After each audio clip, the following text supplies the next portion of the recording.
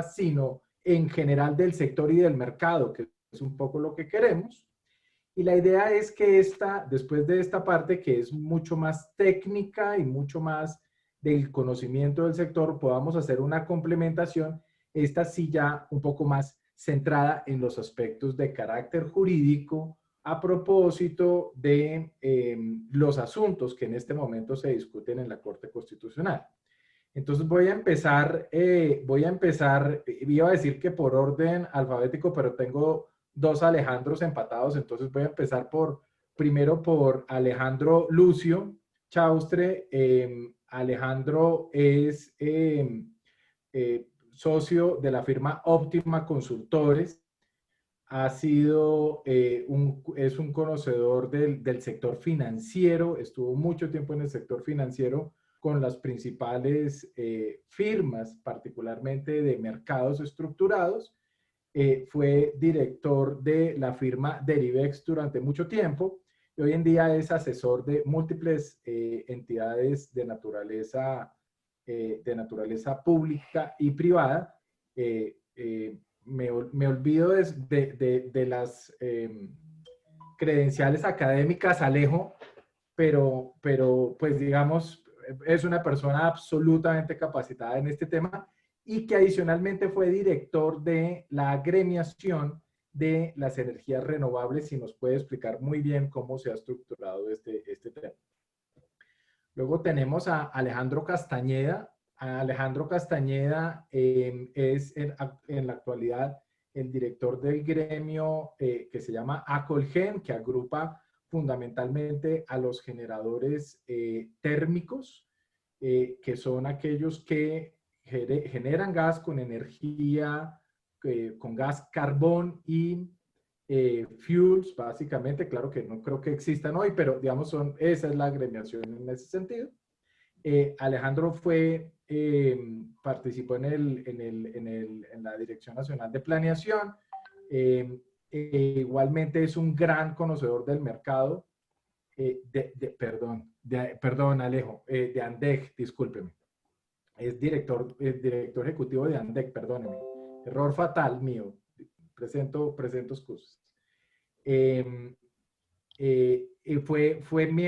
Fue director de la unidad de energía en la Dirección Nacional de Planeación. Participó como miembro, como representante de Planeación Nacional en la CREC durante algún tiempo y nuevamente es un conocedor del sector y de los asuntos que involucran la matriz en este momento. Tenemos también a Manuel Meguasca. Manuel es actualmente socio de una firma que se llama Cerrito Capital, que se dedica a estructuración de proyectos de diferentes tipos, incluyendo los temas energéticos.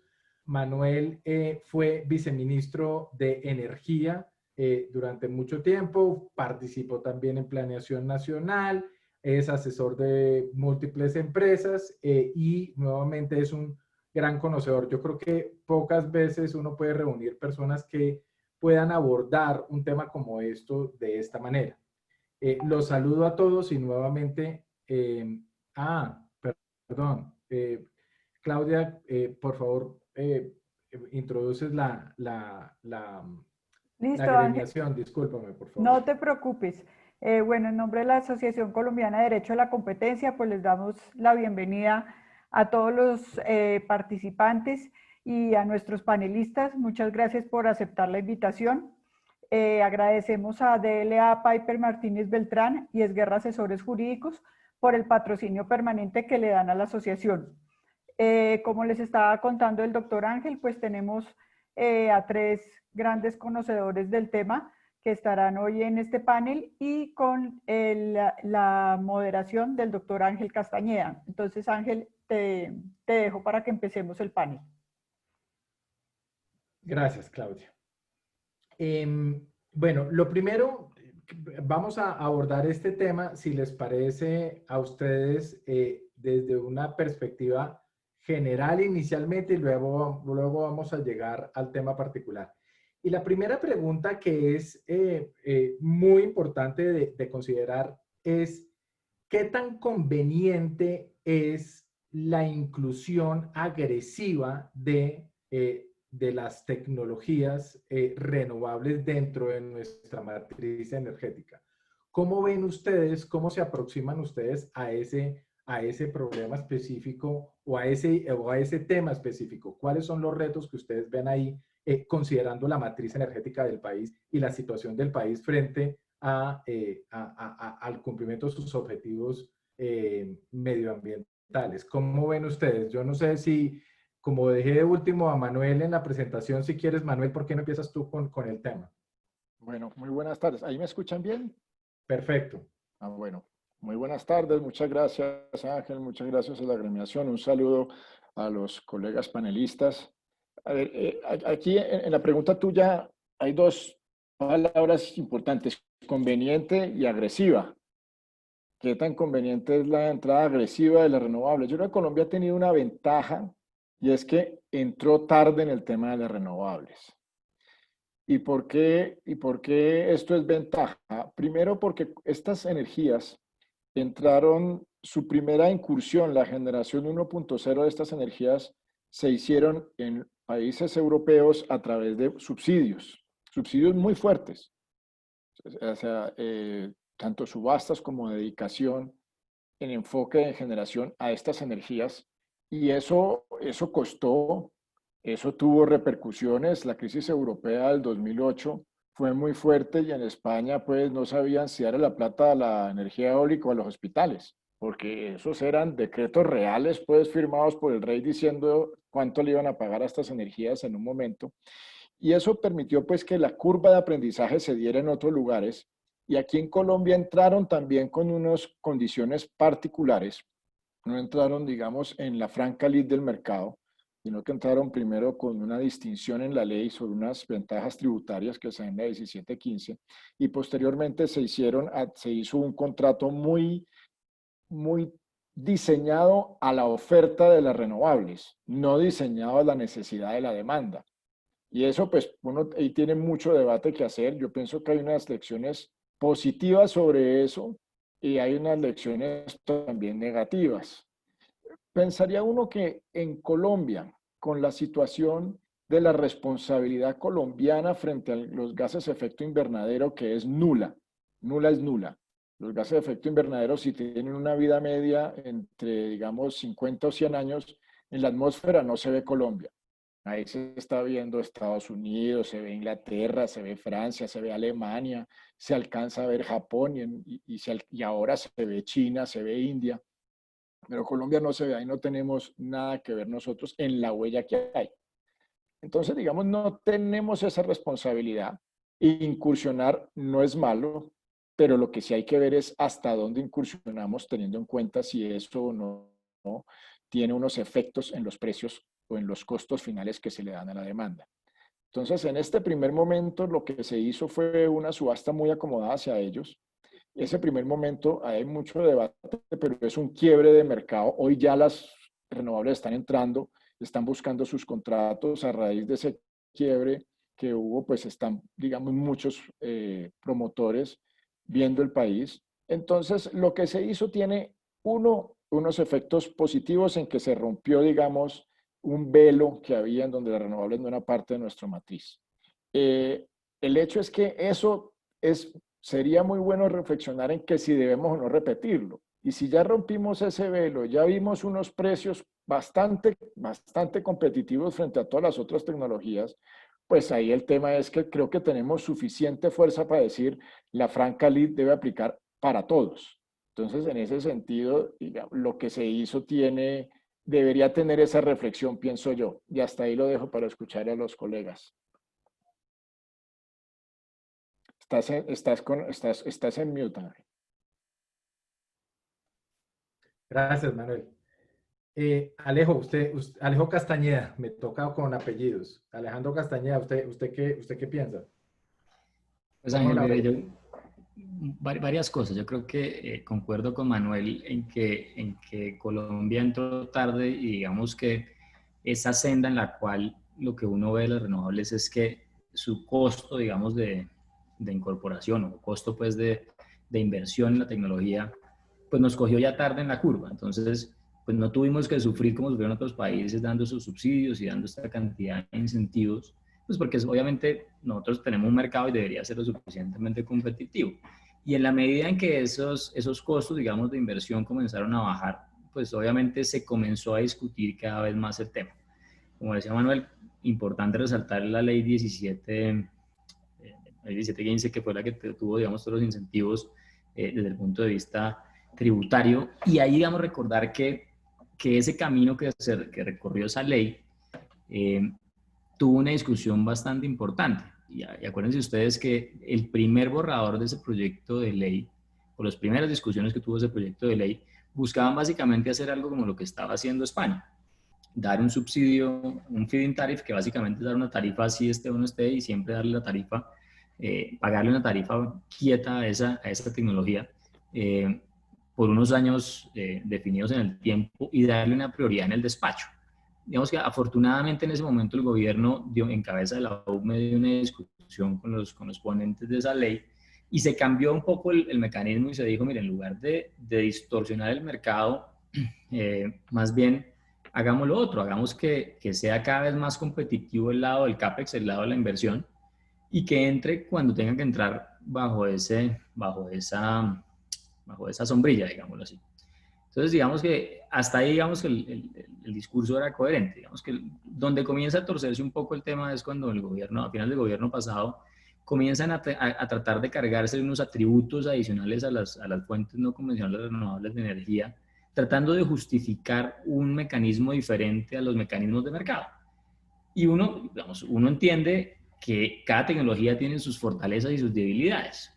¿Sí? Digamos, la térmica es fuerte en confiabilidad, pero obviamente en contratos y en competitividad en precios pues no lo es, porque tiene que tener un combustible detrás que cuesta.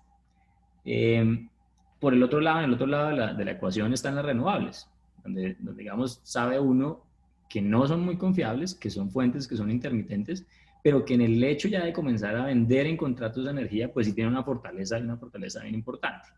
Entonces, cuando comienza el gobierno como a tratar de darle o de cargarle unos atributos para justificar que necesitaba hacer una subasta exclusiva para esta tecnología, ahí es donde creo yo que comenzamos como a enredarnos y listo, y se hizo y ya está, y el incentivo se dio en la ley del plan y pues con los resultados que se tuvieron el año pasado, tanto en la subasta del cargo como en la subasta de contrato a largo plazo, pues se logra, digamos, romper, digamos, esa tendencia y cambiarla y garantizar o más bien comprometer la ejecución de cerca de 2.200 megavatios en los próximos 2 años y medio. La pregunta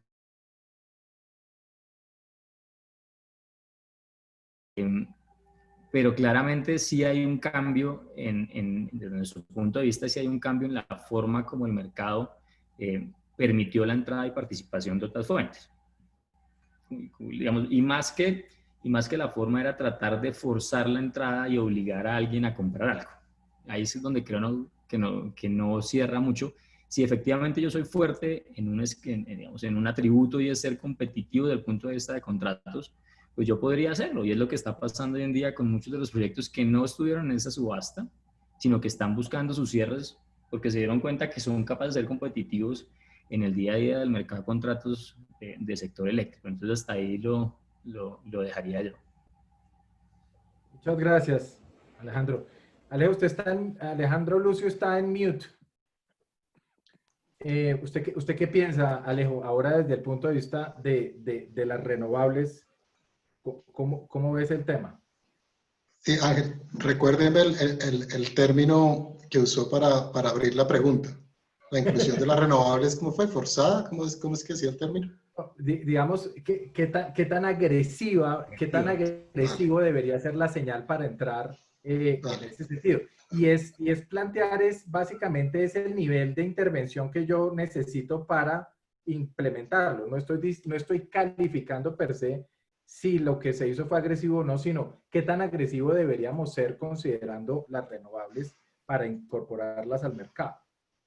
Bueno, vale, varias cosas. Yo para arrancar, pues comentarles, estoy de acuerdo con algo que dijo Manuel, en términos que y era una discusión que yo tuve desde que empecé al inicio de Ser Colombia del gremio, y es que cuando arrancamos ese gremio, esto a manera de anécdota, pues obviamente este era un gremio en el que estaban participando un montón de empresas que venían de otros mercados, que como explicaban Manuel y Alejandro, estaban favorecidos por subsidios, feed-in tariffs y por unas obligatoriedades de compra de energía renovable y demás.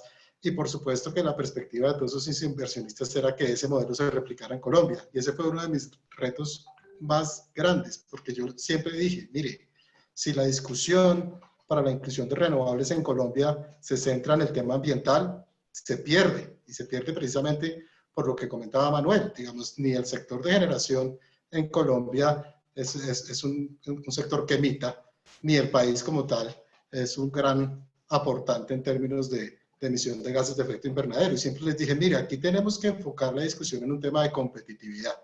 Y ahí entonces, y yo creo que eso fue parte de lo que se logró. Yo me devuelvo un poquito con un comentario que hacía Alejo con respecto a tratar de darle unos atributos en el gobierno pasado a las renovables para forzar su entrada. Pues yo entiendo el comentario, pero parcialmente discrepo.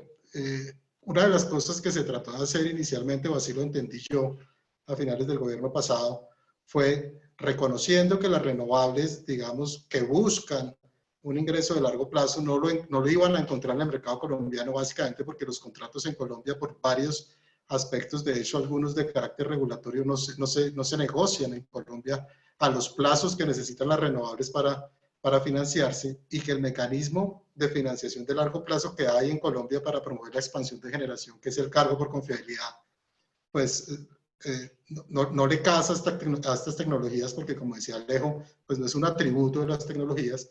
Lo que originalmente se trató de hacer con el decreto 570, que no era un decreto para las renovables, era un decreto que al final, sí estoy de acuerdo, amplió los atributos o los objetivos de política energética para que no se basaran únicamente en temas de confiabilidad y cobertura, sino que se complementaran con temas como seguridad energética, entendida como que no tengamos concentrada la generación en un solo punto del país, temas de diversificación, y nosotros tenemos una generación concentrada en recurso hídrico y digamos con un backup térmico,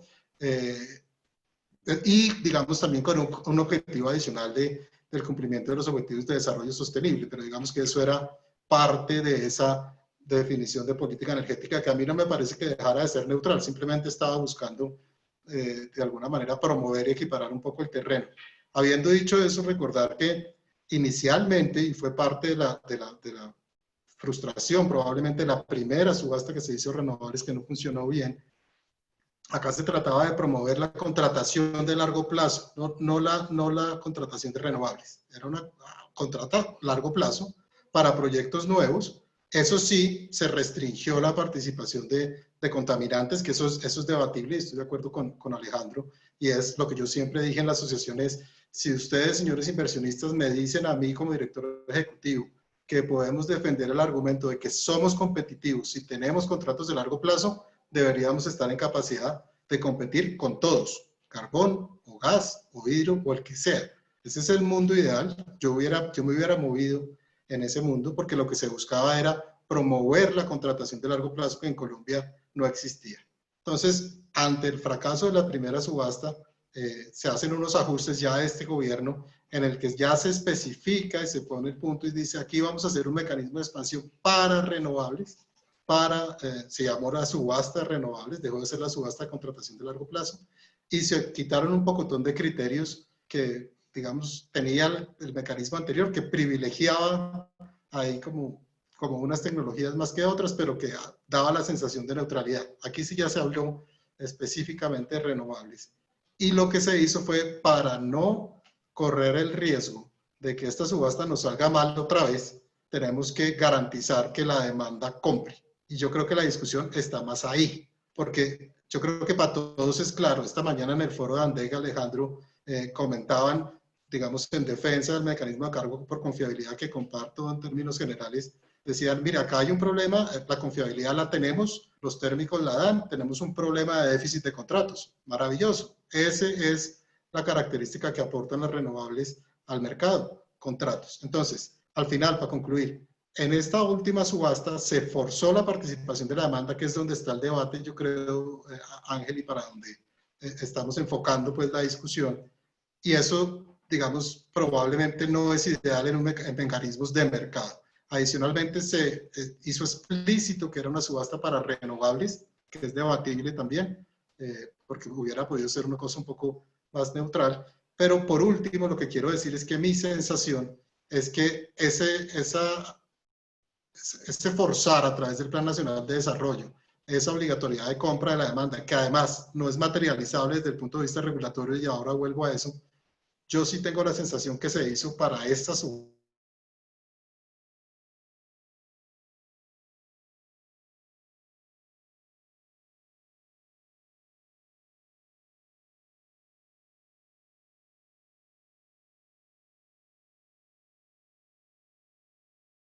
Adicionalmente, que la regulación va a favorecer también contrataciones de largo plazo, de tal manera que yo creo que es para debatir si había que hacer todo lo que se hizo, pero yo creería que ese mecanismo no se vuelve a usar. Alejo, muchas gracias. Primero voy a hacer aquí una nota de orden. Para las personas que estén interesadas en hacer preguntas específicas, les rogaría que utilizaran el chat para hacerlas, y con mucho gusto, y si la pueden dirigir hacia una persona específica, nos avisan y con mucho gusto lo podemos hacer. Hoy ya somos casi 60 personas y muchas gracias a todos por atender la invitación.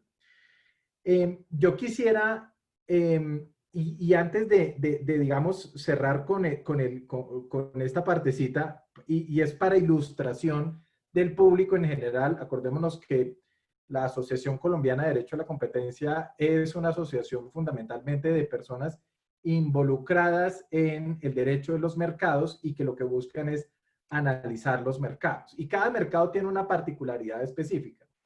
Yo quisiera compartir la pantalla para que ustedes vieran una gráfica que me copié no sé si la están viendo en este momento. Uy, ¿qué pasó? Ah, qué barbaridad. Lo siento. Alguien está haciendo... Nos hackearon. Estamos Nos hackeados. hackearon. Qué locura, pero bueno. En fin. Tenemos lo que llaman el trilema de la energía, en el que básicamente de un lado tenemos el cambio climático y la protección del medio ambiente. En el otro extremo del triángulo tenemos la seguridad energética, o la seguridad que tenemos que buscar en la continuidad en la prestación del servicio. Y por el otro lado tenemos los costos de la energía. La persona que exponía, y este trilema ha sido manejado en varias partes, dice, mire, uno no puede desatender no puede privilegiar una parte del triángulo, tiene que ver las tres partes del triángulo de manera razonada y de manera balanceada. Y si uno le da alguna privilegio a alguna de las partes, pues tiende a generar una distorsión. ¿Ustedes qué piensan de ese trilema y por qué el tema ¿por qué el tema del trilema empieza a afectar el tema de las energías renovables y el mercado de energía eléctrica? Perdóname, Ángel, los tres vértices son, hay una confiabilidad, ¿correcto? Hay un tema, es un triángulo en el cual Correcto. en uno está la confiabilidad, en el otro están los costos, y en el otro está Environmental and Climate Protection, la protección al medio ambiente en ese sentido. Ok, listo. Entonces, no sé quién quiere empezar con esta pregunta. ¿Cómo creen ustedes que ese trilema se afectó con la forma como se intervino, o no creen que se afectó? Cuéntenme cuál es su opinión. Si quiere arranco. Sí, dale, Sí, Alejandro. dele, Alejo. Pues yo creo que en efecto no. Yo creo que de nuevo revisar las formas y cómo fue esa línea y ese forzar de alguna manera ese destrabe y evidenciar que las renovables son competitivas no necesariamente fue en contra de este trilema. Yo creo que estamos en la mitad de una discusión. Nosotros hace 4 años en Colombia o 5, nadie tenía en cuenta las renovables, no se creía que eran necesarias las renovables, pero las subastas del año pasado, ni siquiera hablemos de las subastas renovables, hablemos de la subasta de cargo por confiabilidad. La subasta de cargo por confiabilidad, lo que evidenció es que, digamos, la expansión en Colombia va a venir básicamente vía gas natural, proyectos de generación con gas natural y proyectos renovables no convencionales. Eso es un tema, ya no un tema de ambiental, ni que lo diga la política pública, sino es un tema de mercado. El mercado dijo que esa es la expansión y eso es lo que vamos a ver. Nosotros no estamos viendo grandes proyectos hidro que se vuelvan a desarrollar, no creería uno, de acuerdo a lo que pasó con Quimbo, Sogamoso y Tuango, se ve difícil que eso vaya a ser así. El carbón, que ese es un tema que le voy a dejar a Alejandro Castañeda, nosotros nadamos en carbón, pero el mercado o los financiadores, más que la política, es el mercado el que está diciendo no me atrae invertir carbón, de tal manera que yo no creo que lo que haya pasado vaya en contravía, más bien yo creo que va alineado con este tema del trilema y eso va a ir acompañado de una revolución desde el punto de vista de mercado también a nivel minorista, de todo lo que es la participación de nuevas tecnologías, de generadores distribuidos, de movilidad eléctrica. O sea que yo creo que no, yo creo que eso, uno puede estar en desacuerdo con la forma, pero yo creo que pues vamos en el camino precisamente de lo que es administrar ese trilema energético. ¿Qué piensa Alejo Castañeda? Pues Ángel, mira, cuando uno ve el trilema, efectivamente creo que Colombia, digamos, cuando uno se para y mira los temas generales, es decir, cambio climático, pues no era digamos, no era la motivación, digamos, eso no es el problema del sector eléctrico particularmente. Cuando uno se para y mira, digamos, la matriz desde el punto de vista de emisiones de CO2, para hablar de algo en el país, pues obviamente la parte de generación eléctrica o en el sector de energía eléctrica es muy pequeña, aporta cuando hay un fenómeno del Niño, que es cuando se genera más con generación térmica, aporta entre el 6 y el 7% de todas las emisiones del país. Entonces, digamos que el sector eléctrico no era un problema porque nuestra matriz es una matriz limpia gracias obviamente a la energía hidro que tenemos casi un 65% de capacidad instalada. Seguridad energética, digamos que también estamos relativamente bien. ¿Sí? Digamos, el tema aquí es que Colombia ha sido desde el 91 hacia acá un referente, sobre todo en la región, en términos de garantizar la atención de los usuarios desde el punto de vista de abastecimiento y de confiabilidad, y los esquemas de cargo por capacidad y de cargo por confiabilidad posteriormente, pues han garantizado eso. De pronto ahí donde ha habido bastante queja por parte de sectores como el industrial y demás, ha sido precisamente el tercer punto, y es el costo de la energía. ¿Qué tan robusto o no es nuestro esquema de confiabilidad y si eso se traslada a mayores costos de los usuarios, o si por el contrario pues debemos descuidarlo y meternos más hacia el lado de costo, digamos, a atender mucho mejor el tema de costo de energía? Y creo que ahí digamos, el tema es balancear la ecuación, es decir, como decía anteriormente, las tecnologías renovables tienen una ventaja y una ventaja grande, y es que son relativamente económicas desde el punto de vista de costo y pueden participar vía contratos y darle esa liquidez al mercado de contratos que nos falta a nosotros, digamos, nosotros de lo que hemos identificado desde la asociación desde ya hace varios años, unos 5 años tal vez, precisamente que ese mercado de contratos que tenemos en el país pues no logra, digamos, a cubrir el 100% de los usuarios, y lo que ve uno en otros países es que hay una mucha mayor liquidez en esa rotación pues, de la energía desde el punto de vista de cobertura, no del kilovatio como tal, sino de cobertura para el usuario desde el punto de vista de precio. Y ahí es donde creemos nosotros que sí hay mucha tela para cortar. No sé si el mecanismo obligando a los usuarios a comprar un 10% era lo adecuado o no creo que fuera lo adecuado. Creo más bien que uno debía haber tratado de generar los mecanismos de contratación para que esta tecnología pudiera entrar.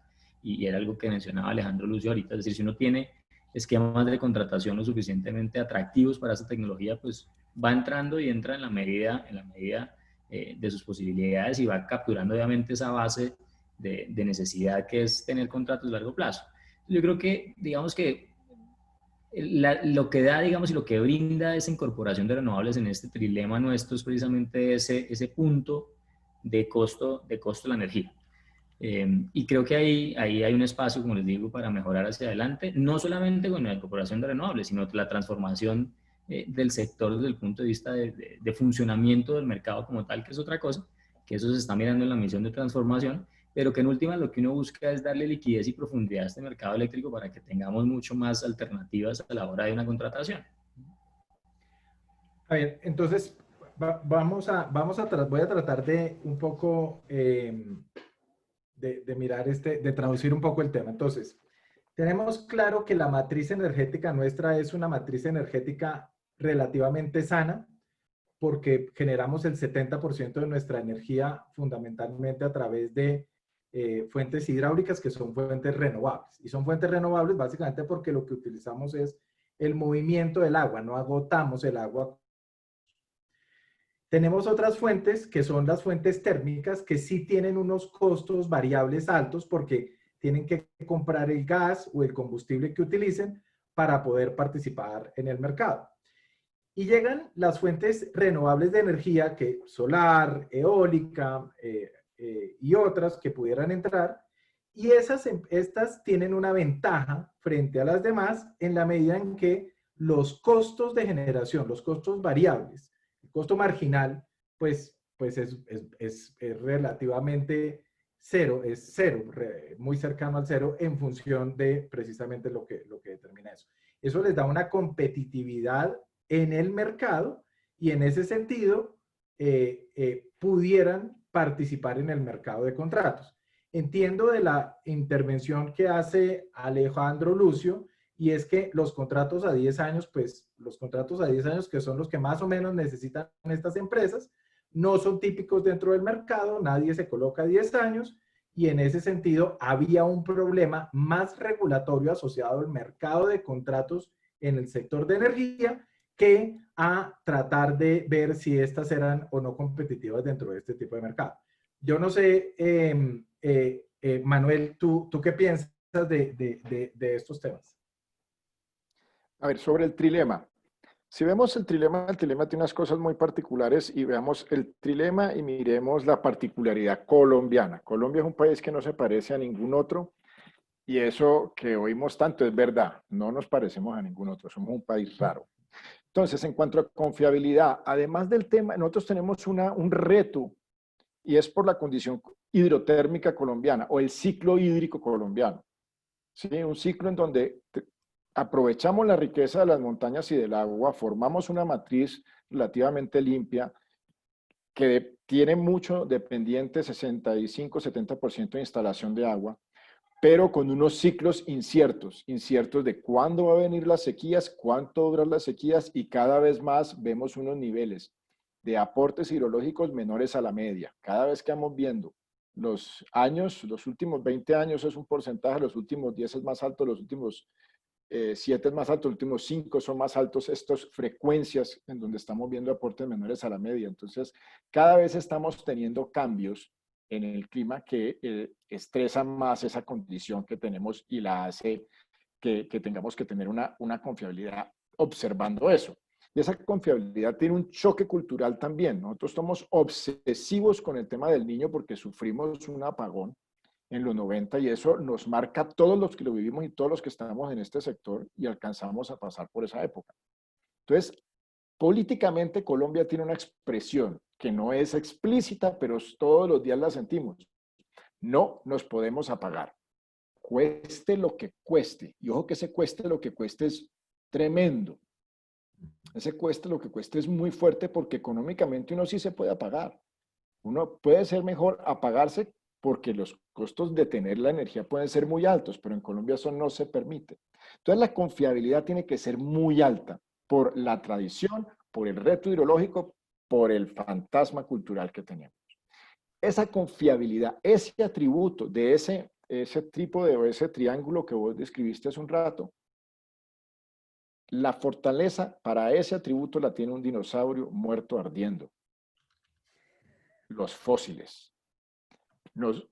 Esos son los que dan esa confiabilidad. Ahora, cuando vamos a hablar del otro atributo, y es el de costos, que debería ser muy importante, eso no necesariamente, como lo hemos mencionado, viene de ahí. Y nosotros hemos conformado un mundo de contratos prácticamente en el mundo bilateral. Cada quien hace su contrato y cada contrato no se parece al otro. Cada contrato es un perro a cuadros y eso no tiene liquidez porque es muy difícil que alguien compre un perro a cuadros. La gente compra perro, no perro a cuadros, porque después eso es muy extraño y muy difícil de cuidar. Tenemos que hacer esos contratos más estandarizados y no hemos podido. Y hay una cosa muy importante en la subasta de renovables. Se obligó a la demanda. Y eso que suena feo en la ortodoxia del mercado, eso va a ser clave para el tema de contratos, porque eventualmente vamos a tener que dar cierto grado de obligación para que eso se desarrolle. Y si eso se desarrolla en el mercado de contratos y ya sabemos que las renovables pueden participar y en franca lid con la demás, entonces digamos que hemos madurado suficiente para decir, hombre, podemos hacer un mundo de contratos, podemos obligar algo de esto. Tenemos opciones en el mundo financiero que ya, digamos, están analizando en la CREG y ya tenemos unas tecnologías que pueden ofrecerlo a la par con las otras.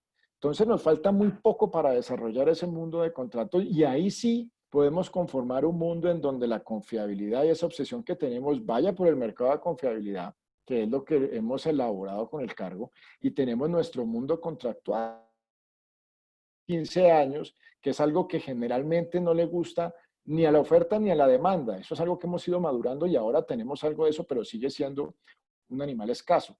Y a la demanda tampoco le gusta mucho porque la demanda ve esos ciclos que tenemos en donde hay momentos como el de ahora, precios de bolsa a 131 pesos, que dicen, ¿cómo nos vamos a perder de eso? Sin embargo, mucha de la demanda, particularmente la no regulada, ha sido suficientemente juiciosa para ir conformando ya una visión de que debe firmar contratos a más largo plazo. Entonces, culturalmente también estamos venciendo eso.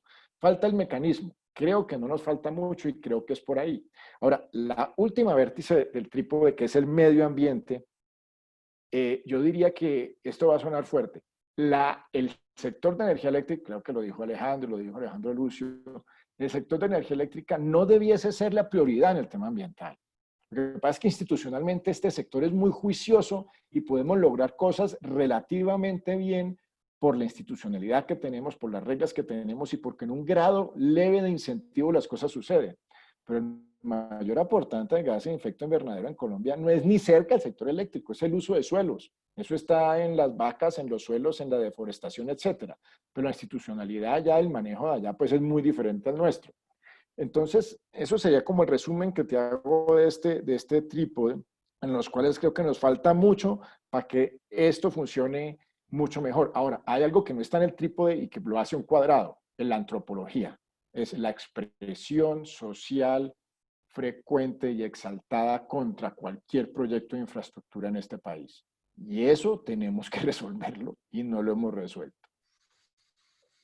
Gracias, Manuel. ¿Ustedes qué piensan, a los Alejandros, qué piensan de esa afirmación? Que en realidad nuestra matriz energética, al ser limpia, no requeriría este tipo de intervenciones frente a otros sectores. ¿Ustedes creen que para cumplir los objetivos de efecto invernadero necesitamos hacer eso? Y aquí les transfiero una pregunta que hace Sergio Restrepo en el chat y dice lo siguiente. Si uno piensa en Colombia en 20 y 30 años, ¿cuál es lo óptimo frente a la energía para el país para que sea amigable con el medio ambiente?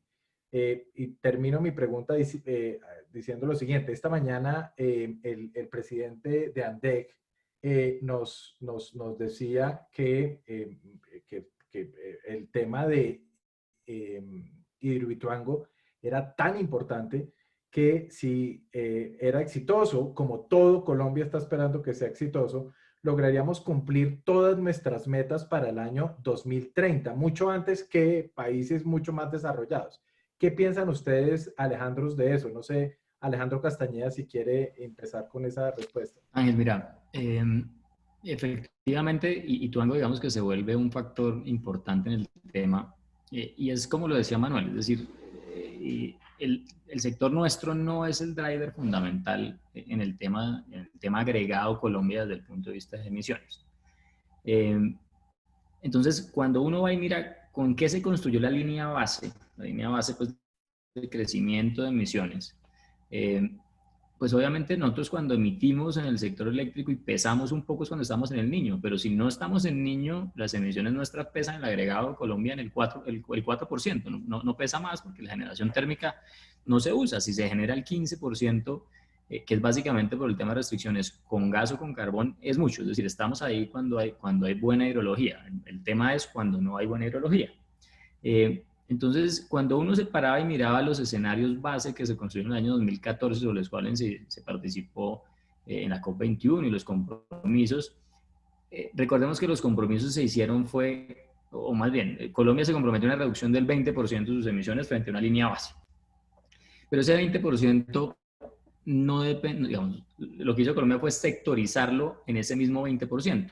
No hizo ese 20% para todo el país en un agregado, sino que dijo cada sector reduce un porcentaje del 20%. Entonces, cuando coge uno el sector eléctrico únicamente y dice cómo se va a comportar el sector eléctrico, en el momento en que entra Ituango, ahí ya para el 2030 tú estás chuleado. Cumpliste porque no necesitas nada más, porque Ituango se supone que va a estar siempre en la base generando, ¿cierto? Ahora, si no entra Ituango, pues ahí comienza uno a enredarse frente al compromiso y por eso, digamos, creo que ahí la renovable juega un papel importante, esos 2.200 megas de generación hacia adelante.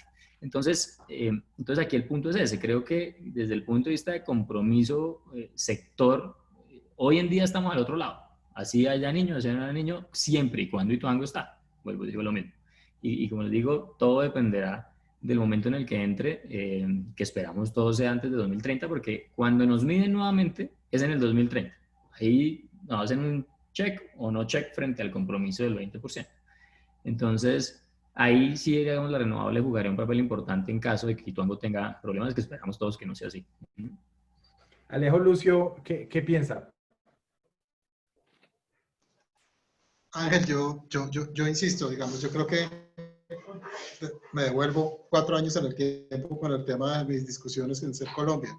O sea, yo creo que es evidente que la discusión de la inclusión de las renovables en Colombia, más allá del tema ambiental, es un tema de competitividad. Nosotros tenemos que hacer uso de todo lo que haya disponible para generar y organizar el mercado podemos estar de acuerdo o no en que si había que forzar a la demanda o no, pero yo no le veo tanto problema. Yo creo que eso ya dejó de ser un problema, es decir, nosotros tenemos que garantizar la confiabilidad del sistema por un lado y por otro lado tenemos que garantizar y tomar todos los recursos que haya disponible y favorecer mediante mecanismos alternativos, que es la promoción de contratación de largo plazo, que haya fuentes renovables no convencionales, ofertando contratos, pero además ofertando energía. Lo que pasa es que no la ofertan con el mismo nivel de confiabilidad que las otras, pero son energías que entran en la base, que le quitan presión al sistema, son volátiles, pero le quitan presión al sistema, entonces son deseables. Entonces, yo creo que uno seguirle dando vuelta que si esto se hizo por consideraciones ambientales o no, eso es terco y es medio, me parece con todo respeto, medio obtuso. O sea, eso no debía ser y nunca debió ser la discusión. ¿Por qué no uno de frente decir, oiga, nos conviene que haya generación renovable, nos conviene que haya más contratos, nos conviene que aporten a la confiabilidad del sistema, lo que pueden aportar sea mucho o poco, y listo? ¿Cuál problema hay en que ahora ya se promovió, ya se destrabó la discusión con ese primer mecanismo de subasta? Seguramente no se va a tener que volver a utilizar esa obligatoriedad, además, Ángel, que se le impuso de contratación a los distribuidores. Eso está en la política, pero eso no está en la regulación y no ha sido regulado. De hecho, va en contravía a la regulación. Entonces, seguirle dando vueltas a ese trompo, de pronto para el análisis histórico, si eso se debió hacer de una forma u otra, me parece que es apropiado, pero la verdad me parece que la discusión ambiental está solventada y la discusión de que ofertan a precios competitivos las renovables y que son deseables está soportada, y la discusión que tenemos que garantizar la confiabilidad está solventada. Entonces yo lo que digo es un poquito, check, esa hizo que la subasta se adjudicara, pero la regulación va en otro sentido. La regulación dice que los distribuidores tienen que en sus convocatorias públicas ser neutrales y no pueden poner restricciones a quien le oferta contratos, de manera que esa obligatoriedad realmente no va a poder ser exigible. Entonces, pues no sé, me parece que se queda uno dando como vueltas sobre un tema que me parece que uno puede devolverse y analizar si eso se hizo bien, forzando o no forzando, pero a mí me parece que está solventado y me parece que al final no le generó traumas al distribuidor que compró esa energía, no le generó traumas al usuario, van a entrar unas renovables que son necesarias, de manera que yo creo que al final, mirando a posteriori, a mí me parece que es favorable. Les hago ya un poco, yendo un poquito más preciso y para contestar la pregunta que hace María. Digamos, el gobierno nacional intentó hacer una primera subasta que desafortunadamente o afortunadamente salió desierta, no se pudo implementar. Hizo unos ajustes, saca una segunda subasta, ya en este gobierno específicamente, con unas modificaciones que básicamente estaban en unos bloques y que podían ofertar por bloques, etcétera. Y eso generó una serie de comportamientos y estoy haciendo el ejercicio que está pidiendo Alejo. Si quiere, evaluemos hacia atrás para ver qué pasó, pero no pensemos hacia adelante porque eso prácticamente no se va a repetir, pero pensemos en esas subastas. Entonces, esas subastas lo que hicieron fue organizar la oferta y forzar a la demanda a comprar en dos etapas fundamentalmente. Hay algunos artículos escritos sobre eso, al que esté interesado con mucho gusto se los podemos hacer llegar. ¿Ustedes creen que, primera pregunta, ¿ustedes creen que ese mecanismo como fue diseñado estuvo bien diseñado frente al mercado? Y dos, ¿ustedes creen que ese mecanismo, dado lo que demostró en materia de precios, es necesario a futuro? Y yo ya sé que me lo han respondido, pero simplemente para claridad de la gente. No sé si empezamos con Alejandro Castañeda en este punto específico. Ángel, yo diría lo siguiente, yo diría que el mecanismo sí generó un tema que me preocupa desde el punto de vista de la institucionalidad, y es que el ministerio terminó a través de la UBME organizando un proceso competitivo donde desde nuestro punto de vista, cuando analizamos, quien debía hacerlo era el regulador directamente, la Comisión de Regulación de Energía y Gas. Entonces, el decreto que hablaba Alejandro de gobierno pasado que comenzó la discusión, las primeras cosas que nosotros dijimos, mire, es que no, debería ser el regulador, es decir, el regulador es el que debería tratar de mirar cuál es el mecanismo idóneo, si son contratos, estructúrelo y ármelo y mire por dónde lo enfoca para que esto sea exitoso. Entonces, yo creo que sí a la institucionalidad le generó algo de daño el que el ministerio y la UBME terminan haciendo procesos. Digamos, la UBME, yo no la veo haciendo procesos de generación porque como dice la ley y como siempre se ha actuado, es quien es responsable de la capacidad en últimas es el regulador de la Comisión de Regulación de Energía y Gas. Que es que no estaba haciendo lo suficientemente expedita y se está demorando, no sé qué, entonces yo tomo las funciones. Ok, está bien, pero obviamente desde el punto de vista institucional eso genera complicaciones, digámoslo así. Ya desde el tema de estructuración del proceso como tal, yo creo que el gobierno, en la subasta que sale a consulta, digamos, ya de la que resulta ser exitosa el año pasado, hubo una primera discusión sobre el mecanismo como tal, y creo que fue donde estuvo el fallo en alguna parte del proceso, y fue cuando se dijo que, digamos que yo lo que estaba buscando en este proceso, digamos que era por un lado forzar demanda, pero el otro lado el contrato como tal, digamos que le estaba quitando, le estaba desde nuestro punto de vista eliminando todos los riesgos al generador. El tipo de contrato era básicamente un pague lo generado en el cual el usuario, perdón, el generador, pues su riesgo de generación, que es el que sabe manejar, pues no lo hace. Obviamente hay contratos que existen que son pague lo generado, pero si a mí como demanda me estaban obligando a comprar y adicionalmente era un pague lo generado, pues veíamos que había como una descompensación desde el punto de vista de riesgos frente al usuario. Digamos que afortunadamente el gobierno escuchó los comentarios de la industria y digamos que mitigó ese riesgo y creo que gran parte, digamos, del por qué terminó siendo exitoso y participativo y demás es porque el contrato en últimas requiere mucha filigrana y obviamente estructurar un contrato es complejo. Y el gobierno estructurando un contrato como tal, pues es complicado. Yo le creo más al mercado estructurando el contrato que el gobierno haciéndolo con todas las partes que tiene un contrato. Entonces, yo creo que allí hubo, digamos, como un ajuste y por eso al final del día se termina cerrando en octubre esa subasta con el resultado que se tiene desde el punto de vista de compromiso pues, de generación con renovables para el año 2022. Manuel, ¿tú qué piensas? A ver, perdón, tratando de resumir. En el tema del diseño de la subasta, el diseño sí fue muy amable con el generador porque le dijo, acomódese usted como quiera. Usted es un bicho raro, sobre todo el sol. El sol es un bicho rarísimo por esa joroba que tiene particularmente al mediodía.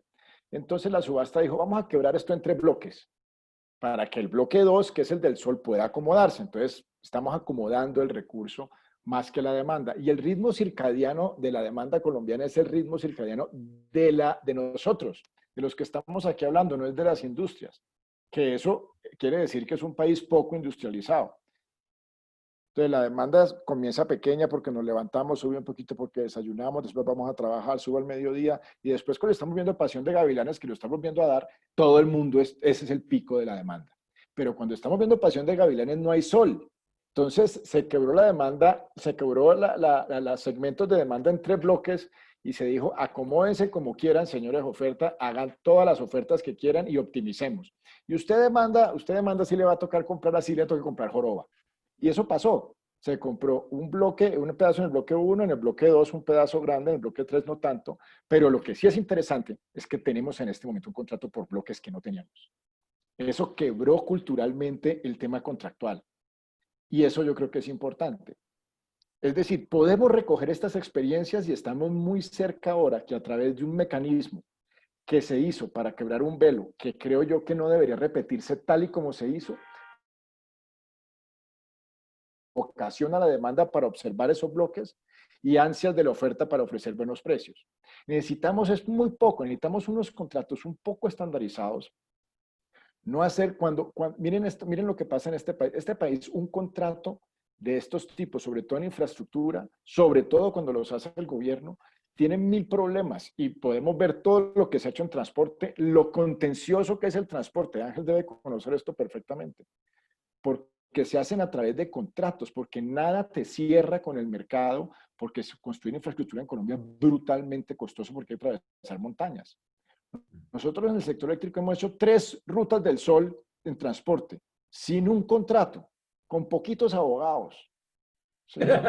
Con las licitaciones de la UPME, ¿sí? Entonces eso nos ha hecho un sector que hacemos miles de megas y no tenemos esas brutales contenciosas de demanda y han existido, pues, pero son mucho menores que en el transporte. Nosotros no pudimos dragar el río Magdalena, no pudimos terminar la ruta del sol, nos demoramos 200 años con el túnel de la línea, en Girardot no sé cuánto hay unos bonos que no sirven. En el transporte podemos ver todo eso porque hay contratos que hace el Estado que después firma y se vuelven un problema. Tratemos de no hacer eso. Y estamos a punto de hacer una regla para que se entiendan los contratos, tal vez un empujecito en obligación y ya tenemos los bloques, tenemos los oferentes y tenemos buenos precios. Entonces, pensaría que todo esto lo podemos recoger para bien y no cogen la provocación para mal, que la provocación para mal, ¿cuál sería? Sigamos haciendo de esto porque pudimos hacerlo una vez y rompimos esto. Y si hay una presión política, suponete que aquí salga todos los millennials y todos los tuiteros digan lo que necesitamos es energía renovable en los techos de todas las casas colombianas porque eso es lo más económico. Y el ministro de Minas diga, yo me voy a lanzar alcalde. Hagamos esta vaina y hacemos otros contratos, eso con la UME que ya lo hicimos. Eso no sería bueno. Y este sector es suficientemente tenso en calificación de todos los agentes para regular eso. Sí, tenemos momentos históricos, volvemos y nos acomodamos. Eso es una ventaja y creo que las podemos aprovechar.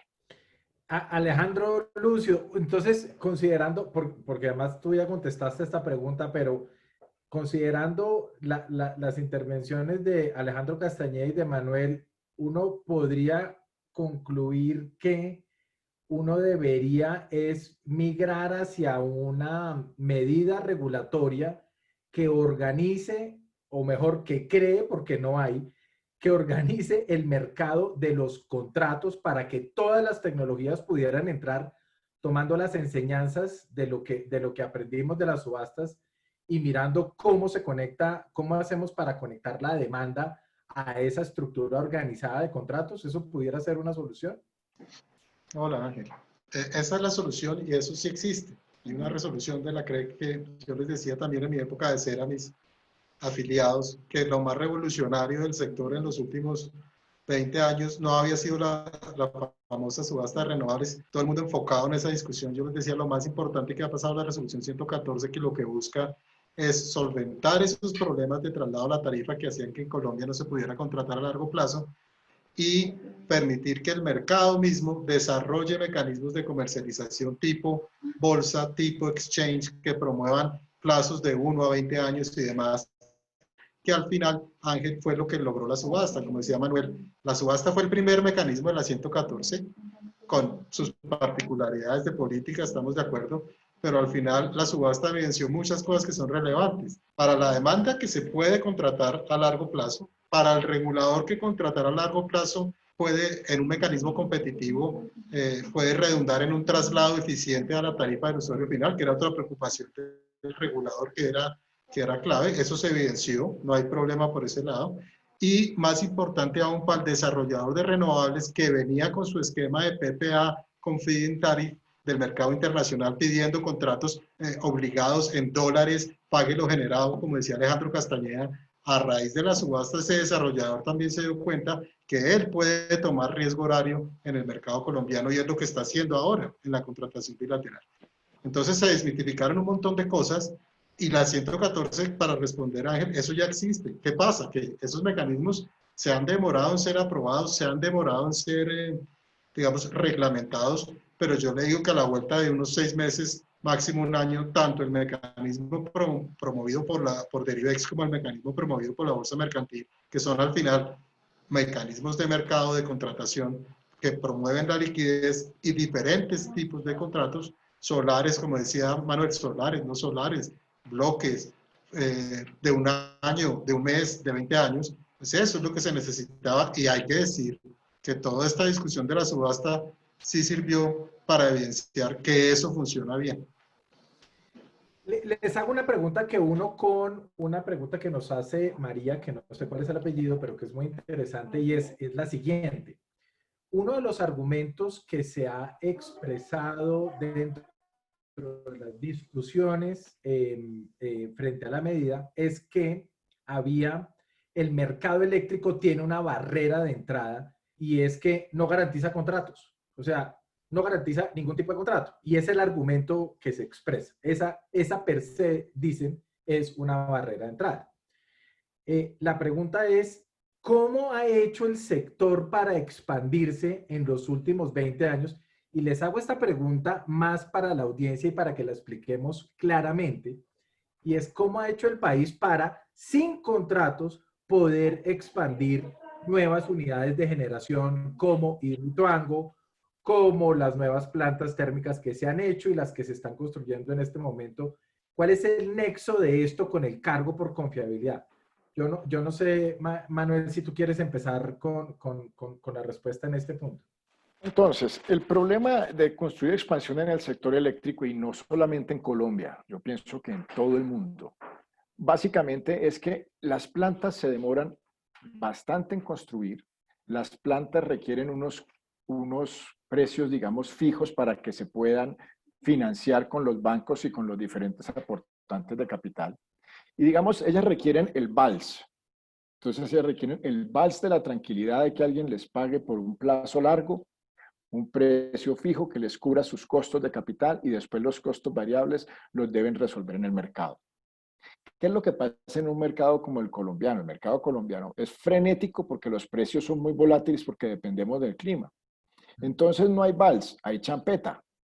Cuando el mercado te dicta champeta, entonces no podés hacer tu expansión a través de un contrato porque el contrato se te va a ir a ver cómo busca el promedio de los precios estos, digamos que son volátiles, y ese promedio de los precios es el promedio de los costos variables, que es muy difícil que incluyan los costos de capital de plantas más costosas y sobre todo, y es difícil que incluyan todos los atributos. ¿Qué son estos atributos? Los atributos son que tenés que tener un sistema en Colombia poligámico. Poligámico en el sentido que es muy interesante tener el agua porque te da buenos precios, pero cuando no hay agua necesitas un respaldo. Entonces necesitas en la poligamia la confiabilidad, que es la que he dicho que viene de lo térmico, que tiene costos variables altos. Entonces no está en ese rango de precios el precio de la bolsa. Entonces el dilema es si los precios de la bolsa usualmente los dictan el despacho del agua, que es los que siempre están, y muy de vez en cuando cada 5 años suben, pues yo no puedo expandir con precios cada 5 años porque eso no lo financia nadie. Entonces tenemos que hacer un esquema de alguna manera que tenga un precio relativamente vals por bastante tiempo, pero que exija una reciprocidad. Y nace el cargo por confiabilidad, que en términos sencillos es decirle a las plantas generadoras, señores, yo necesito un atributo que se llama energía en firme, que es un típico plato colombiano. Es como la arepa de huevo. La energía en firme es aquella energía que puede traer una planta en el peor momento de su recurso. ¿Sí? Entonces, una planta del agua, ¿qué energía en firme me puede traer usted? Yo le puedo traer la energía en firme de mi mejor momento. No, eso no es energía en firme, no me metas de cuento. Su energía en firme es la que usted tuvo en el peor momento de su serie hidrológica. Y eso se lo voy a pagar no con el vals, sino con un precio fijo, pero tiene que concursar en una subasta. Y los térmicos vienen y dicen, yo le traigo mi energía en firme, pero la mía sí es más alta. Y de entre esos viene, por ejemplo, el gas, que tiene los precios más altos, pero los costos de capital más bajos. Viene el carbón, que es una maravilla. Y decir que el carbón es una maravilla es para que lo matoneen a uno.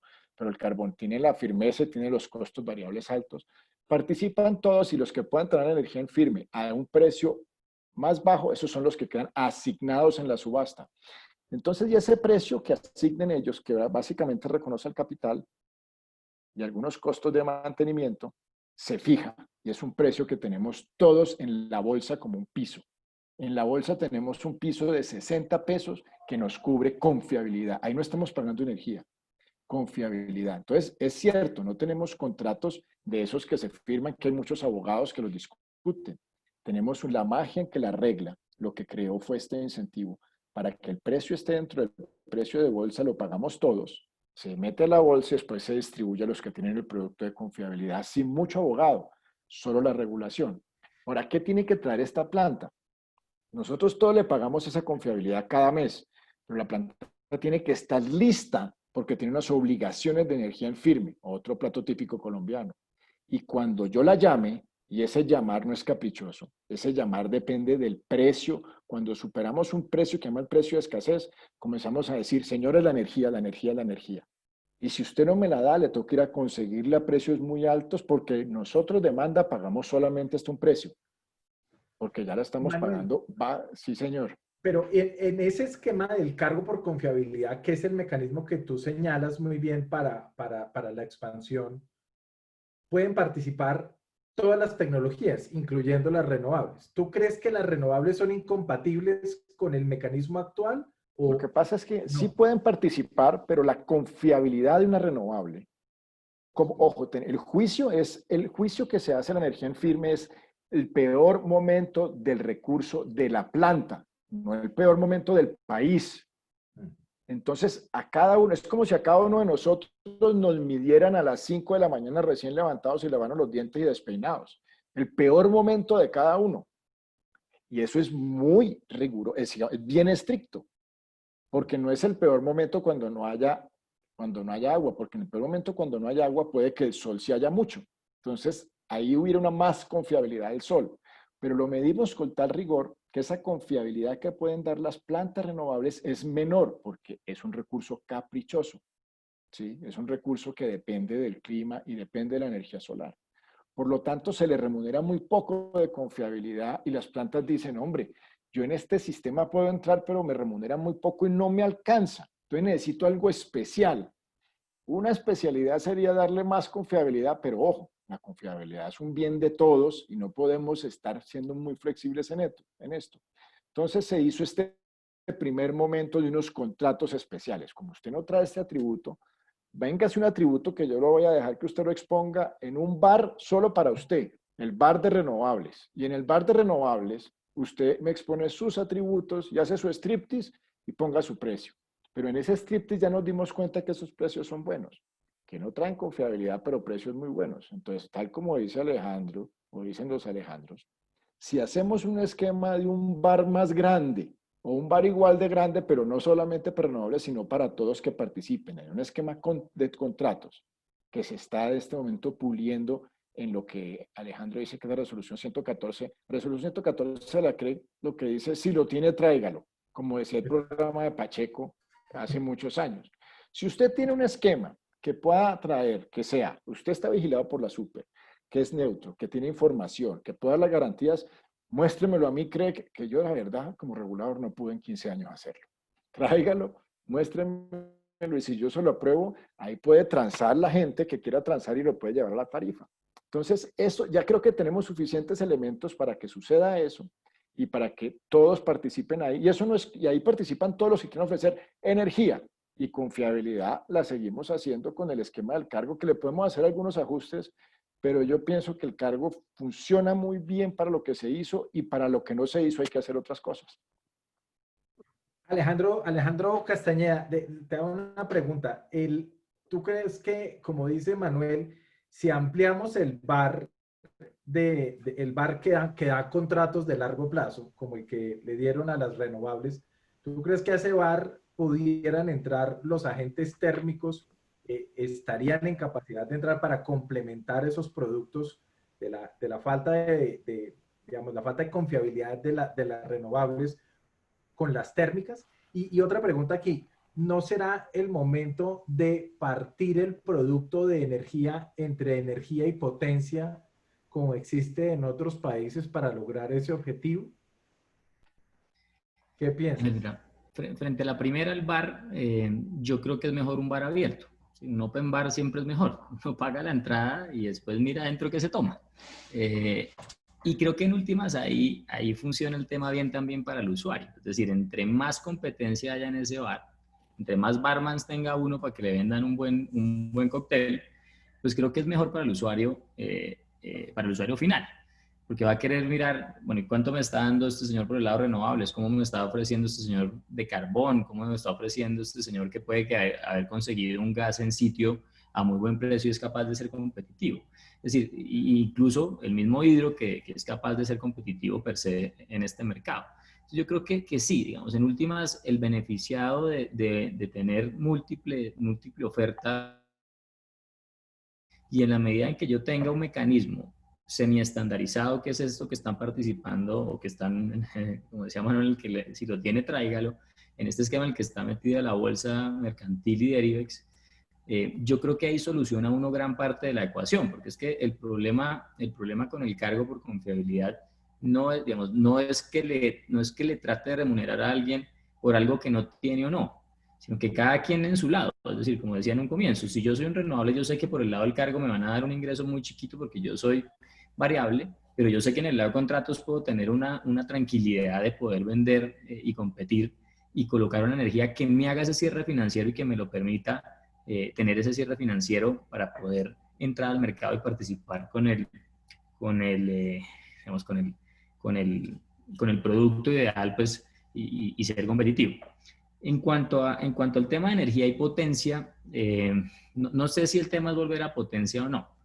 Yo creo que el mecanismo de cargo te está dando la confiabilidad, o sea, te hace tener una expansión que te da una entrada lo suficientemente atractiva y siendo obviamente suficiente para atender la demanda en condiciones críticas. Entonces, digamos que tienes ahí la condición, pues no es potencia porque es energía firme, digamos, el atributo nuestro es diferente y es energía firme.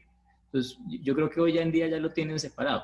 La pata que nos faltaba es la que estamos hablando, que es esta 114, y es energía. ¿Cómo hago para ser cada vez más competido, semi-estandarizado, mucho más atractivo para la demanda, tratando de construir una curva, digamos, de precios futuros que lamentablemente hoy no tenemos porque, como dice Manuel, tenemos 40 tipos de contratos diferentes hechos a la medida de cada uno y eso no lo puedo transar en ningún lado. Un vestido mío, pues yo no puedo salir a venderlo a la calle porque no va a pagar lo mismo. O sea, eso no tiene ningún sentido. Eso está hecho a la medida de cada uno de los clientes, entonces no hay profundidad en ese mercado. Entonces, más allá de hablar de energía y potencia, yo creo que el mercado nuestro ya entendió ese concepto de tener un tema que es garantizar la confiabilidad por un lado y ajustar el tema de energía y tener un mercado competido desde el lado de energía. Alejandro Lucio, ¿qué piensa?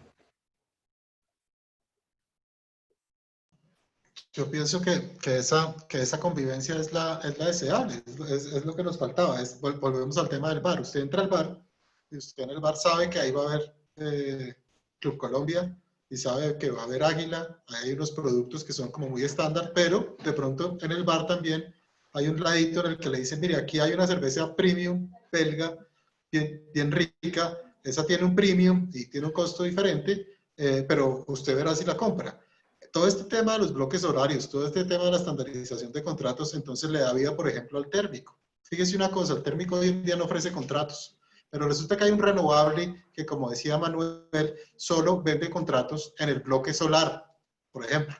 Entonces él dice, y va a la demanda y la demanda le dice, no, yo no quiero el bloque solar, yo quiero todo. Entonces, ¿qué alternativas hay? Por ejemplo, muy bien, el señor que le ofrece el bloque solar con su propia generación se va a donde el térmico y le dice, señor térmico, ofrézcame un respaldo para mis horas no solares, por ejemplo, una opción en la que usted me plantea un techo del precio de bolsa para que yo pueda cubrir mi riesgo que estoy asumiendo con el usuario que me compró el contrato de 24 horas. Entonces empieza a haber un desarrollo de mercado que es súper interesante, que es lo que hemos buscado por tanto tiempo en este mercado eléctrico. Entonces yo creo que, de nuevo, es una compatibilidad que yo creo que ya se dio, que hay que seguir promoviendo, y en la medida que logremos a eso, muchas de las discusiones que se dan hoy en día tan beligerantes con respecto a que si el cargo sí, que si el cargo no, que si las hidráulicas, que si no sé qué, pues vamos a llenarnos de todos los elementos para que esas discusiones dejen de darse por lo menos en los términos en los que se dan. Entonces me parece que un mundo en el que conviven instrumentos para fomentar la confiabilidad con instrumentos para fomentar la eficiencia de la contratación de energía, porque igual se va a entregar energía, pues son ideales. Yo creo que esa convivencia es celestial. Es armónica. Ah, okay. Aquí hay una pregunta que hace José Rosales, conocido de todos, en la que señala que la regulación favorece la venta de energía hidráulica y se está buscando para visibilizar la de las renovables, pero no se ajusta a la realidad operativa de las térmicas para viabilizarlas.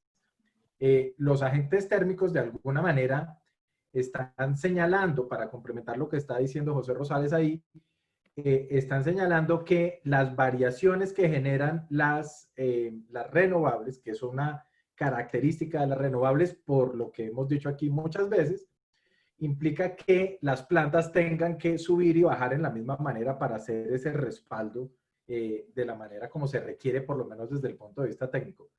¿Creen ustedes que lo que está diciendo José tiene alguna validez o no? ¿Cómo ven ustedes el tema? No sé si empezamos por Alejandro Castañeda en esta pregunta. Perdóname, Manuel. Muy rápido, ahí para decir algo, Ángel, y es que un tema, digamos, que nosotros hemos venido trabajando desde hace mucho rato es cómo participa un agente dentro del mercado. No en el largo plazo, sino en el corto plazo, es decir, en el mercado de bolsa.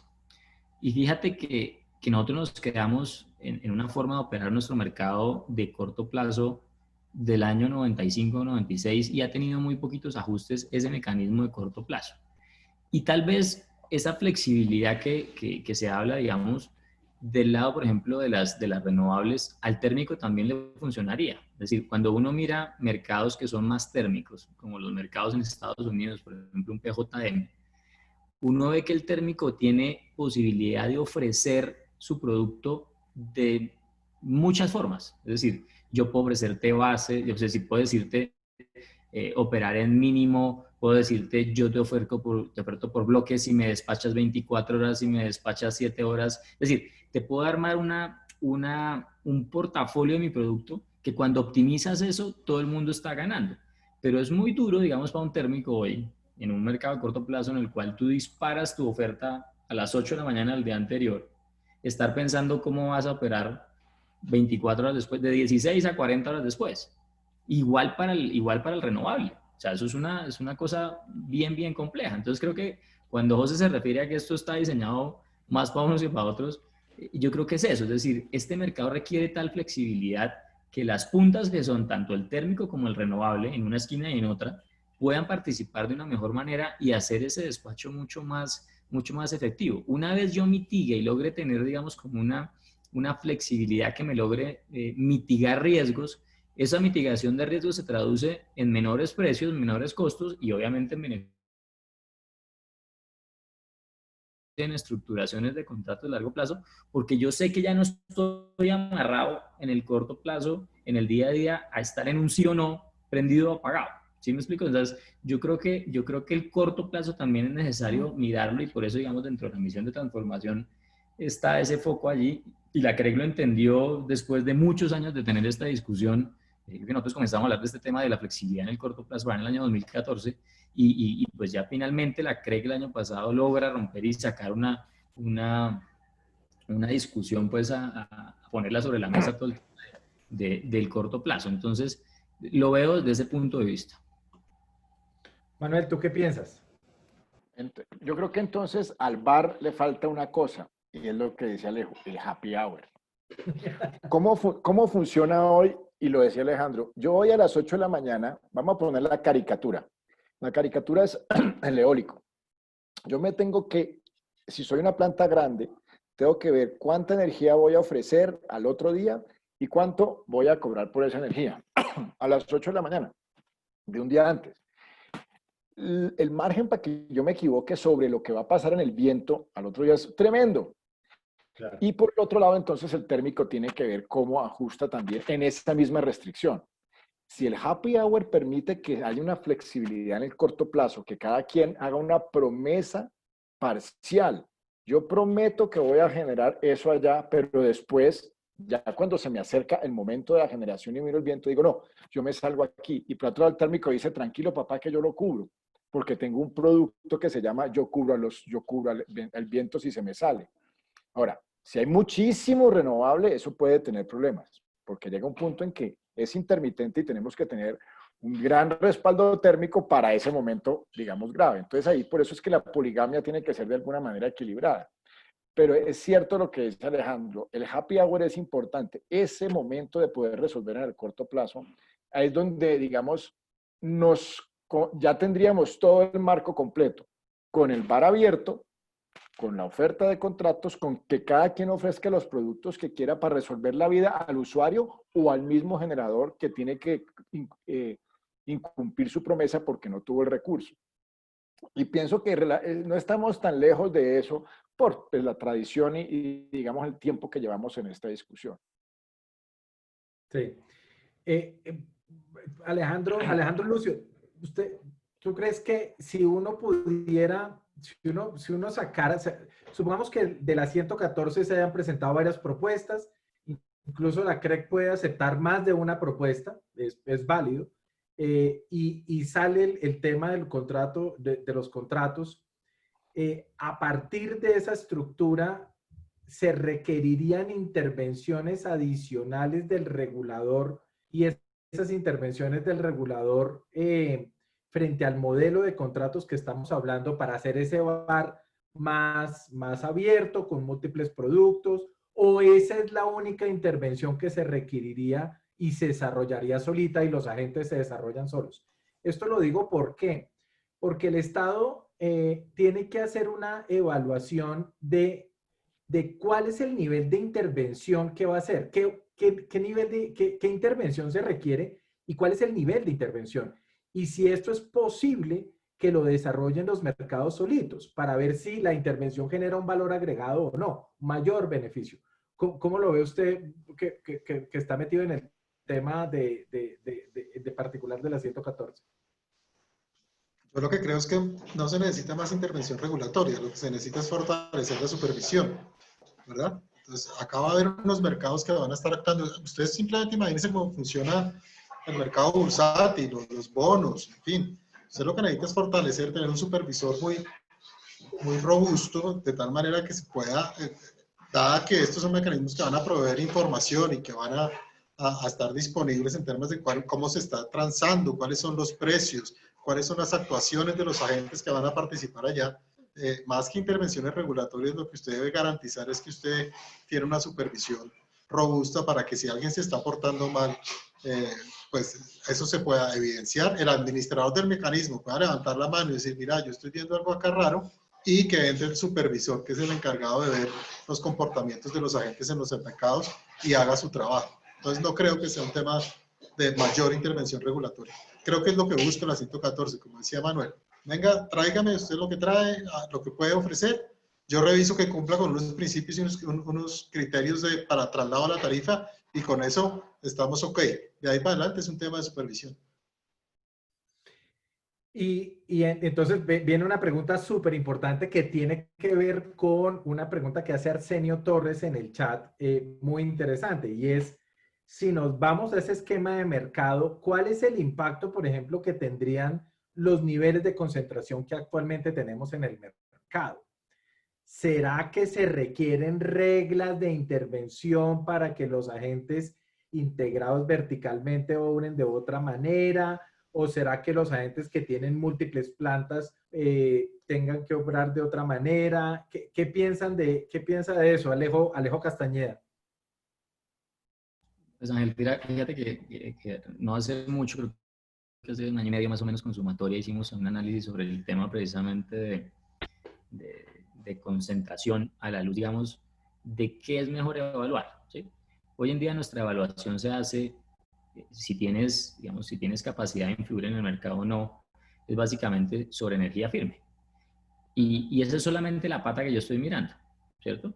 Entonces, dentro de lo que planteaba Sumatoria y en su momento se lo planteamos a la comisión, es, mire, yo creo que este mercado hacia adelante le va a tocar mirar otras patas, va a tocar mirar otra serie de elementos. Porque puede que yo desde el punto de vista de energía firme no tenga mucha capacidad frente al mercado de influir allí, pero cuando voy y miro otro atributo, por ejemplo, energía media, resulta que en energía media sí tengo mucho más participación.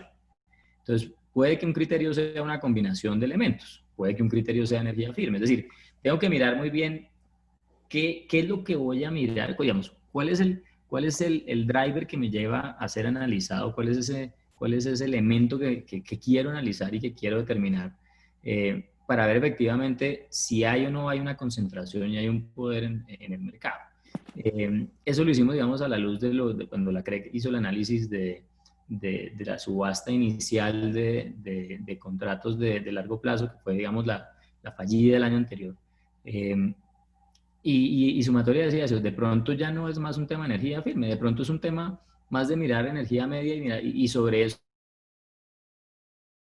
que son capaces de incidir más en el mercado de contratos, que puede llegar a tener una afectación más directa al usuario final que en un mercado como el mercado de la energía firme. Okay. Manuel, ¿tú qué piensas? ¿Cómo la ves? ¿Crees que vamos a necesitar mucha SIC aquí o no mucho? ¿O una especie de mezcla de super servicios SIC e ir mirando transacciones en ese mercado de contratos para verificar comportamientos asociados a concentraciones? ¿Estamos listos a eso o no? A ver, la verdad no sé. No sé si estamos en lo que hablábamos, yo creo que sí estamos listos para el happy hour y para el bar abierto. En el tema ya de las instituciones y su capacidad de vigilancia. Hay muchas herramientas para ver el comportamiento y el comportamiento hay que verlo en el momento. Y para eso alguien tiene que tener esa herramienta de observación en el momento y en ese momento tener la capacidad institucional, tanto técnica como reglamentaria, levantar el teléfono y llamar a alguien y decirle, ojo pues con ojo que te estoy viendo. Y eso tiene que ver con el comportamiento del mercado diario, es decir, la bolsa. Y la bolsa es aquella piscina enorme donde todos estamos todos los días, digamos, ofreciendo energía y viendo a ver cuáles son los mejores precios, a ver qué plantas salen despachadas. Por lo tanto, la observación de la concentración no debe ser tanto la energía en firme, que es un atributo que no es el que se ve en la bolsa, sino lo que se vea en la bolsa, que es básicamente la energía de cada día. Y yo pienso que un buen observador en la bolsa debería ser suficiente para el tema de contratos, pero ahí no estoy seguro, ahí me pierdo, digamos, en la confusión si se requiere también observar la bolsa y los contratos. Pensaría yo que esa situación de que todo termina en la bolsa, si yo no tengo la energía que prometí en el contrato, ¿a dónde tengo que ir? A la bolsa. Si yo no tengo mi energía en firme, un día que me están diciendo que hubo su energía, tengo que ir a comprarla, ¿a dónde? En la bolsa. Entonces, ¿qué es lo que tenemos que ver? La observación allí. Y hoy la concentración no se mira ahí. La concentración regulatoria se mira en energía en firme. Entonces, sí hay que hacer un cambio en lo que se observa y dar las capacidades institucionales para que alguien lo observe. ¿Quién debe ser? Pienso yo que puede ser la super de servicios públicos con esa capacidad de observación muy aguda. Y eso requiere tecnología y requiere unos señores muy peludos viendo el tema todo el día con mucha agudeza y la capacidad de llamar y decir, ojo pues. Muy bien. Se nos está acabando el tiempo. No sé si ustedes quieren algo que no preguntó el moderador y que ustedes quisieran decir. Esta es la oportunidad. Alejandro está levantando el dedo. Hay una mano, pero si quieren levantar el dedo está bien. Una cosa frente a lo que decíamos anteriormente digamos, de poder de mercado y participación. Yo creo que hay una cosa bien importante, digamos, de todo este tema de estandarización, de todo este tema, digamos, de que le estamos buscando la vuelta un poco al mercado, tanto de corto plazo, pues sobre todo de corto plazo y de contratación de mediano y largo plazo. Y es el tema de la información. Fíjense que, digamos, el principal driver que teníamos antes de 2008, ya después de que Manuel salió del ministerio, que se tomó una decisión que a mi criterio no fue la mejor, es que la información de las ofertas estaba disponible a los agentes al día siguiente de haber operado. Y en su momento, digamos que el criterio que tuvo la CREC fue decir, mire, vamos a tapar esa información durante 28 días. Para proteger el mercado. Porque creo que hay un ejercicio de poder de mercado. Y en su momento, pues la discusión fue fuerte y la posición nuestra en su momento de planeación era, no, es que es el contrario. Si entre más información tenga el mercado, más fácil va a haber control. Y lo que ha probado esto en los últimos 12 años que hemos visto es que antes, digamos, era fácilmente replicable el mercado con esa información que se tenía. Entonces, un agente era capaz de llamar y ir a la super y decirle, oiga, pilas porque vea lo que estoy viendo. ¿Sí? Ojo porque estoy viendo cosas que no me gustan a tal hora, fíjese en esto. Después de 28 días, como que ese tema ya a nadie le importa. ¿Sí? Es decir, a mí como agente, pues yo ya opero hace 28 días, sigamos adelante, estamos en el día a día y nadie es capaz de replicar lo que está pasando y el mercado creo que sí perdió, o más bien ganó opacidad, lo cual no es bueno. Es mejor tener algo mucho más transparente y diáfano y que la gente sea capaz de replicarlo y de saber cómo está operándose y no tener algo que nadie chequea porque le queda todo en cabeza de un ente que puede que el ente tampoco alcance a ver todas las cosas de una sola mirada, digámoslo así. Pero yo sí fui el que puse eso.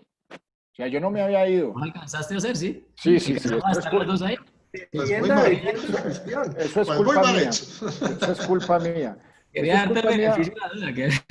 No, pero uno tiene que aceptar sus culpas, pues, porque eso es parte de la responsabilidad y observar qué cosas se hicieron bien o qué se hicieron mal.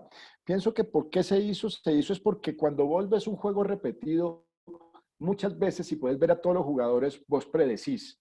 Entonces se comienza a hacer un juego relativamente cómodo para los que están jugando, sobre todo cuando los que están jugando son grandes.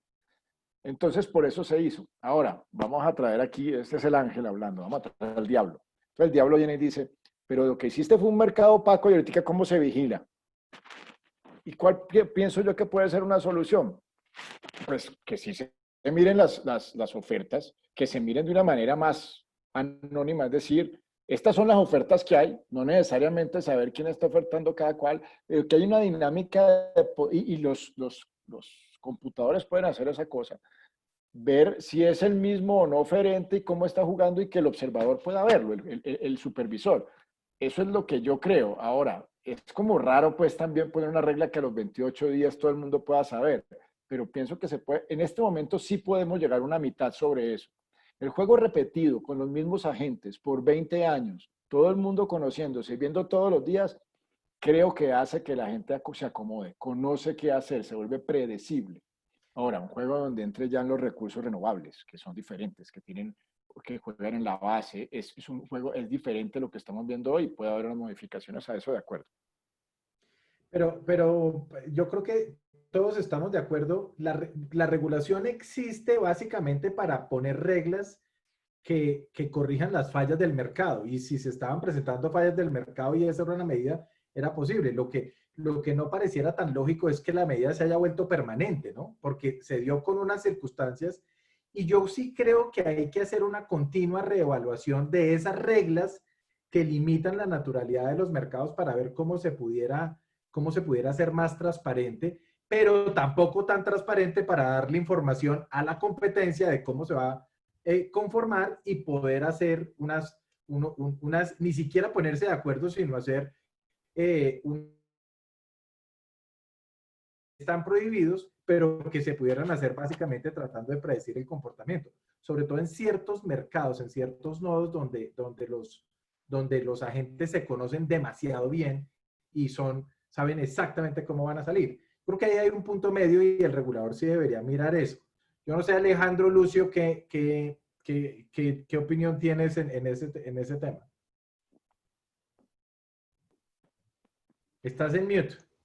De nuevo, yo sí creo que una prioridad de todo esto de transparentar esos mercados, de esos mercados de contratos, del mercado del spot, sí tengo que decir, Manuel, que yo sí creo que el mundo cambió. O sea, nosotros vamos a tener un mundo mucho más competido, mucho más, con muchos más agentes, incluso recursos distribuidos que esperamos que puedan participar en el mercado a corto plazo, si es que la regulación ayuda en ese sentido, y esperamos que sí, ¿verdad? Para que el usuario participe también.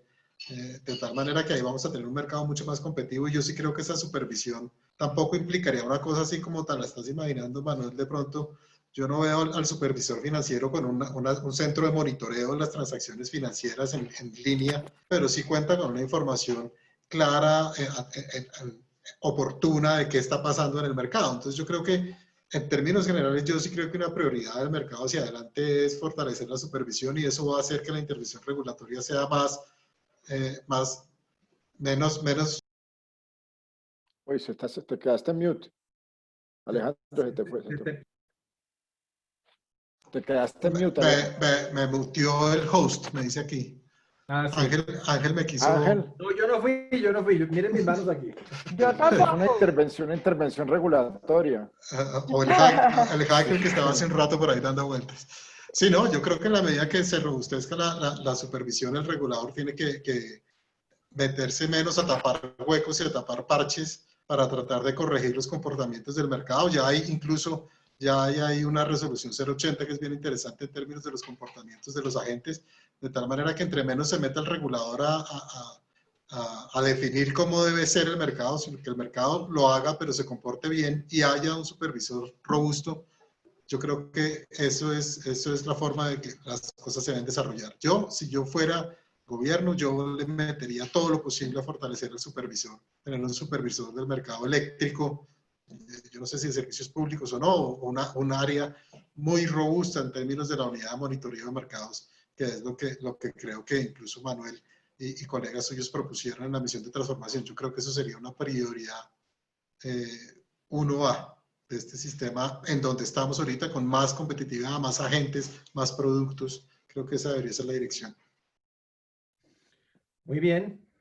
Pues les agradezco muchísimo haber participado en este tema. Sin duda, este tema tiene subtemas que uno pudiera desarrollar más precisamente, y pues esperamos poder contar con ustedes en el futuro para temas específicos que no son fáciles. Este tema no es fácil de entender para el común, y como dice Manuel, estos abogados que no entienden cómo es que uno puede cumplir un contrato sin entregar la cosa, pues son un complique, pero hay que hacer este tipo de foros para que la gente trate de entender y se familiarice en cómo funciona un mercado que en mi opinión es de los mercados que, si uno lo mira en el contexto, funciona funciona bien, pero no de manera óptima como debería hacerlo. Les agradezco de verdad mucho su participación. Esto queda grabado y le doy la palabra a Claudia Miranda para que haga las palabras finales del foro. Bueno, no, muchas gracias a todos, a nuestros panelistas y a ti, Ángel. Muy interesante el tema. Como les cuenta Ángel, pues esto lo grabamos y en los próximos días estará subido en nuestro canal de YouTube, por si alguno quiere volverlo a escuchar o alguien que conozcan que no se haya podido conectar. Y los esperamos en los próximos eventos que hagamos de la asociación. Muchas gracias. Gracias, Ángel. Gracias, Claudia. Gracias, Saludos. Alejandro. Y gracias, Muy y amables. una conclusión final es que la pandemia le dio muy duro a Manuel porque no hizo sino hacer referencias a bares, a licores y a piscinas. Pero ¿no? la verdad estuve muy decente. Chao, gracias. Ok, chao. Saludos a todos. Muy amables por la invitación.